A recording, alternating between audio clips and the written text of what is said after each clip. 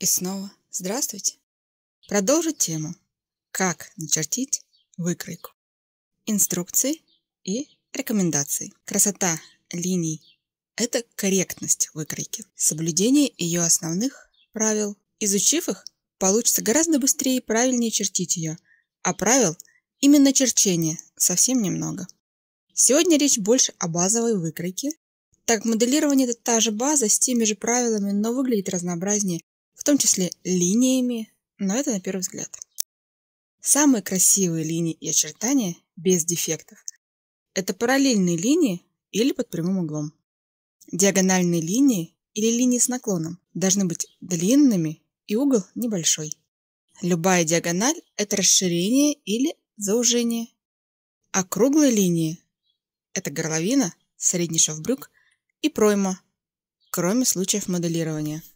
Выгнутые линии – это прямые с несколькими миллиметрами отступа в центре для снятия натяжения, не больше. Линии должны быть прямыми, иногда немного вогнутыми, или это карманы, капюшоны, воротники. Например, капюшон, карман в боковом шве. Два примера. Капюшон может быть плоским, с очень округлым по 90 градусов центральным швом. Он располагается от головы на расстоянии, центральная часть очень узкая, потому для компактного и более прилегающего к голове варианта используют добавление центральной полосы.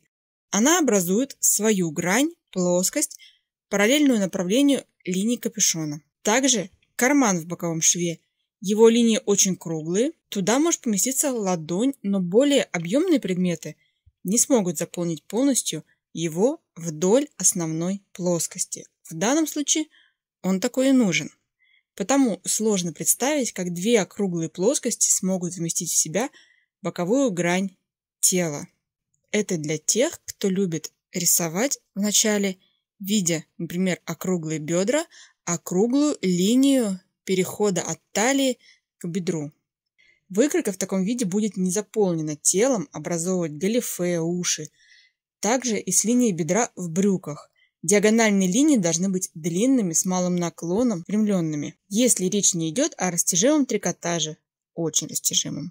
Вертикальные линии центра детали, ее краев, место сгиба при переходе в боковые плоскости должны стремиться идти по одному направлению или с минимальной разницей и быть максимально схожих длин между собой. Так что либо это параллели, либо минимальные диагонали.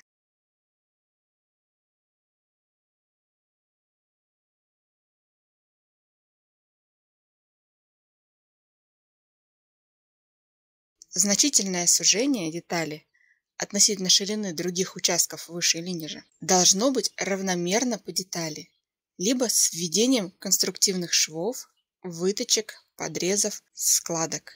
Нельзя все делать с одного участка. У тела в любой части есть ширина передней, задней и боковых поверхностей. Все-таки тело объемное. Расчет выкройки и сужения должны учитывать нахождение соответствующего по ширине отрезка материала и свободы облегания на каждой из этих поверхностей, для того, чтобы избежать перекосов. Натяжение происходит между двумя точками по ткани, равной длине, расстоянию между двумя этими точками. Большее расстояние, особенно выпуклое, не будет прилегать к телу. Линии должны быть прямыми или вогнутыми внутрь выкройки. Прямые линии выкройки позволяют ткани спускаться вниз под силой притяжения Земли. Немного вогнутые линии снимают натяжение между крайними точками линии, позволяя ткани растягиваться, быть более пластичной. Выгнутость наружу не даст ничего, кроме свисания ткани вниз мешком. Она не имеет поддержки линиями выше. Например, белье. От талии вниз идет линия по прямой, и есть натяжение. Если линия будет округлой наружу, она будет в свободном положении не прикрывать ничего. Тот же лацкан. От прямой линии наружу любая форма будет свободно расположена, а плотность прилегания к телу предполагается по прямой между двумя точками закрепленными. Все эти пункты можно сложить в систему построения выкройки и обозначение смысла как баланса, так и отвода. Отрисовывая выкройку, помните об этих небольших правилах, и еще до примерки сможете избежать многих дефектов. До скорых новых встреч!